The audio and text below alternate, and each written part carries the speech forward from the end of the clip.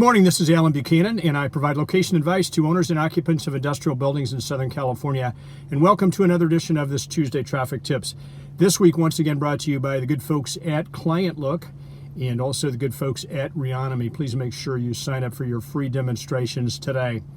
Hey, today I want to talk to you about off-market transactions and the circumstance if you bump into an off-market deal where a seller says to you, sure, I'd look at a deal.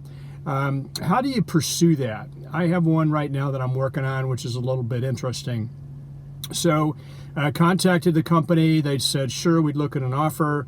They actually just acquired the operating unit as well as the real estate, which I thought might be a pretty good idea, that there could be a sale lease back there, as this company typically doesn't own its own real estate. Phoned back to try to get through the building and was met with an absolutely under no circumstance can you walk through the building. So that makes it very difficult to analyze the real estate. And so how do you go about that if you meet with that sort of objection? Well, I would say first and foremost, you sort of have to question, is this a real seller? I mean, if he's not willing to go through the steps to let you through the building so that you can properly analyze it, how realistic is your offer going to be anyway?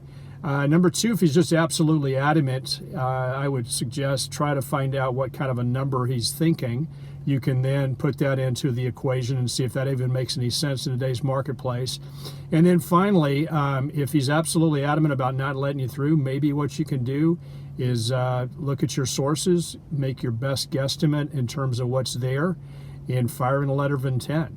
I mean, the worst in that circumstance that can happen is he says, this doesn't meet with my expectations, and so you're down the road. But nonetheless, for where?